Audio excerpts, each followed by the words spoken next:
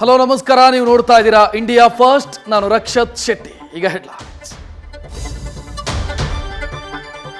ಸಂಸದ Prajwal ಬರುವಿಕೆಗೆ count down ಶುರುವಾಗಿದೆ.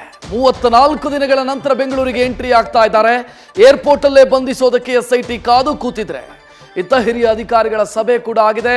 ಪ್ರಜ್ವಲ್ ಬರ್ತಾ ಇದ್ದಂತೆ ಲೀಗಲ್ ಪ್ರೊಸೀಜರ್ ಶುರು ಅಂತ ಪರಮೇಶ್ವರ್ ಹೇಳಿದ್ದಾರೆ.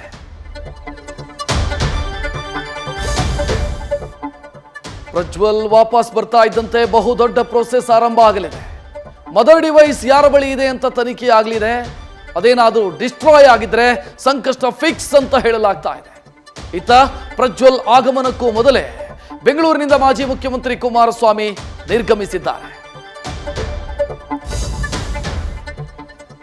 ಇನ್ನು ಪೆನ್ ಡ್ರೈವ್ ಕೇಸ್ನಲ್ಲಿ ದಳ ಶಾಸಕ ಮಂಜುಗೆ ಸಂಕಷ್ಟ ಎದುರಾಗಿದೆ. ವಿಚಾರಣೆಯಲ್ಲಿ ಆರೋಪಿ ನವೀನ್ ಸ್ಫೋಟಕ ವಿಚಾರ ಬಾಯ್ಬಿಟ್ಟಿದ್ದಾನೆ. ಇತ್ತ ಪ್ರಜ್ವಲ್ ರೇವಣ್ಣ ಬಂಧನಕ್ಕಾಗ್ರಹಿಸಿ ಹಾಸನದಲ್ಲಿ ಪ್ರತಿಭಟನೆ ನಡೆದಿದೆ.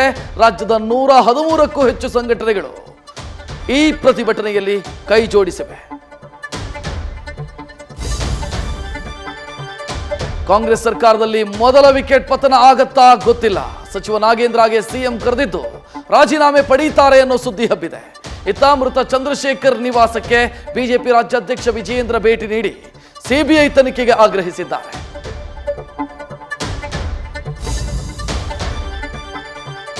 ಪುಣೆ ಅಪ್ರಾಪ್ತ ಬಾಲಕನ ಕೇಸ್ಗೆ ನಿತ್ಯವೂ ಹೊಸ ಟ್ವಿಸ್ಟ್ ಸಿಗ್ತಾ ಇದೆ.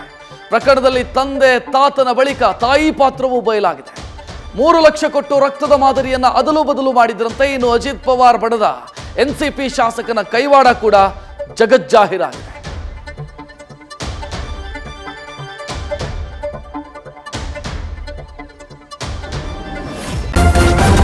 ನ್ಯೂಸ್ ಫಸ್ಟ್ ನಿರ್ಭೀತಿಯಿಂದ ನಿಮ್ಮ ಪರವಾಗಿ.